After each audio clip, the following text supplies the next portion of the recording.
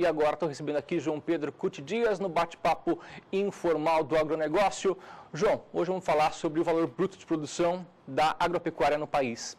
Desde 1990 que o Ministério da Agricultura divulga os dados anuais do VBP. Em 2016, foi o segundo maior número da história do VBP, perdendo apenas para 2015. Houve uma redução de 1,77% no valor bruto de produção do Brasil. Vamos ver, bom dia. Bom dia. Vamos ver primeiramente os números aqui que foi divulgado pelo Ministério da Agricultura, Pecuária e Abastecimento.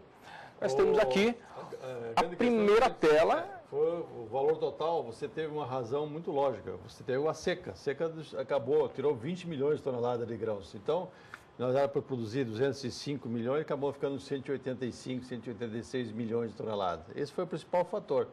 O segundo fator foi que muitos produtos agropecuários caíram de preço no mercado internacional. Então, também acabou afetando. Porém, há uma previsão que melhore para esse ano.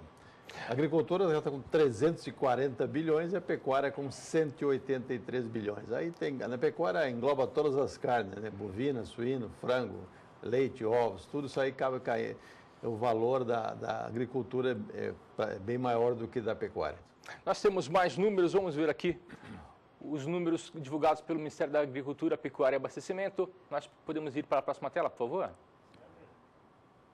Aqui, nós temos o valor bruto de produção da agropecuária, preços da agropecuária. A carne de frango apresentou alta de 3,4% e o ovo apresentou também alta de 3%. O frango começou muito bem o primeiro semestre, com uma expansão muito grande. Chegamos a alojar 550, 560 milhões de pintos.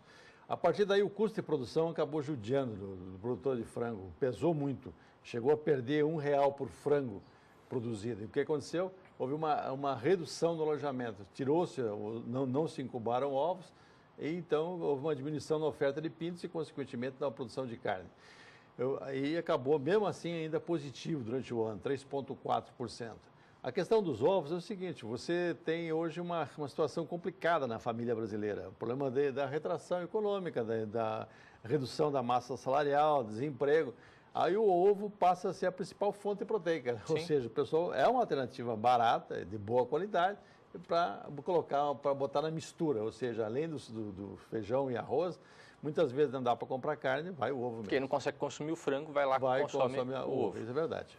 Nós temos mais uma tela aqui falando sobre os números da pecuária.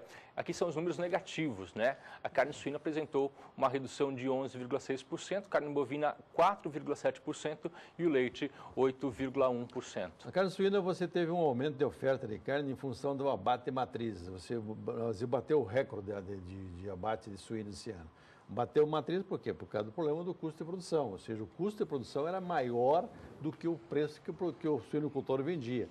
Então, o que aconteceu? Houve uma redução e isso acabou impactando no preço da carne. O que ajudou um pouquinho a carne suína foram as exportações. As exportações foram boas no ano 2016, porém, foi insuficiente para ficar positivo o valor da carne suína. Mesmo a carne bovina, você tem hoje o preço do boi pago pelo frigorífico menor que o ano passado. Nesse momento, menor que o ano passado. Então, coube ao produtor, ao pecuarista, segurar o preço, já que o varejista aumentou a sua margem e o frigorífico aumentou a sua margem. Então, na carne bovina, houve uma queda aí e também os abates. Os abates foram menores. Você vê, há 8 trimestres vem caindo os abates bovinos. Ou seja, aquele apagão de bezerro que se falou no passado realmente aconteceu, porque você não tem o abate. O leite, você teve uma redução na produção, demanda interna fraca, enfraquecida, principalmente para os derivados, mussarela, leite em pó e leite em caixinha. O que aconteceu?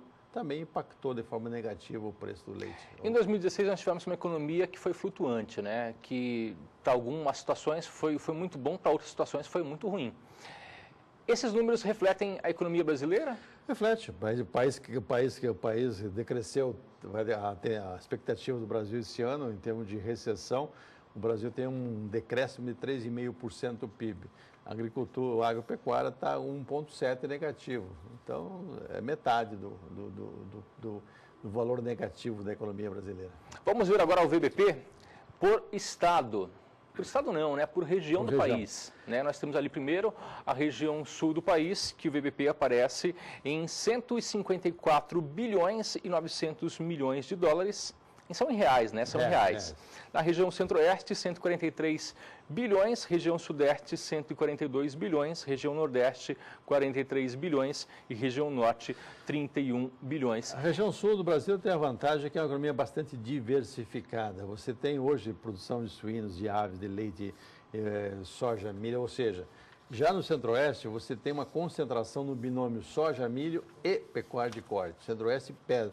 Se você olhar o Centro-Oeste, o avanço do Centro-Oeste foi significativo. Há 10 anos atrás, o Centro-Oeste devia ser o terceiro, hoje já estamos em segundo e com expectativa de chegar bem próximo do sul do Brasil nos próximos anos. O Sudeste, em função de cana-de-açúcar, produção de café e outros produtos, leite, no caso de Minas, etc., o próprio confinamento de bovinos, etc., acabou o valor ainda é bastante elevado. O Nordeste, o problema do Nordeste é a seca. A seca judiou demais do setor. O Nordeste vem sofrendo há 3 anos de seca e, infelizmente, isso repercute. O Norte do Brasil é um problema de uso da terra, né? O norte do Brasil, você está hoje virando tudo ou terra, ou reserva indígena, ou parque nacional, ou quilombola. Ou seja, você tem estados como o Pará, que teria uma área muito grande para a agricultura, que infelizmente é limitada em função desses problemas de ocupação da terra. Vamos falar dos prognósticos para 2017. Quais são os prognósticos segundo dados divulgados pelo MAPA? Olha, a perspectiva do 2017, em termos de produção, é boa. Você vem com uma safra de verão correndo razoavelmente bem em todo o território nacional. Mato Grosso, que é o maior produtor de grãos, se prepara para colher uma safra recorde.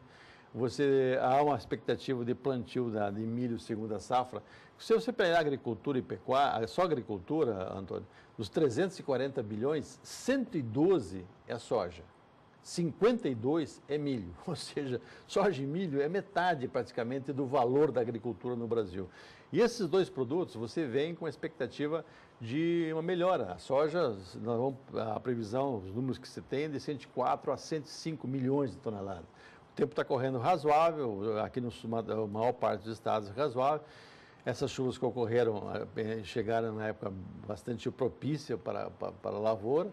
Você tem uma expectativa de uma safra, a primeira safra de milho acima do ano passado, e você tem agora, você vai ter muita área disponível para o plantio da segunda safra, especialmente Mato Grosso, Goiás, algumas regiões de Mato Grosso do Sul, disponível ainda até a época, a janela ideal, até o fim de fevereiro. Isso vai acabar ajudando a aumento, passarmos acima de 208, 210 milhões de toneladas, consequentemente impacta no valor bruto da produção. Perfeito. João, obrigado pela participação. Um bom trabalho. Até amanhã. Obrigado.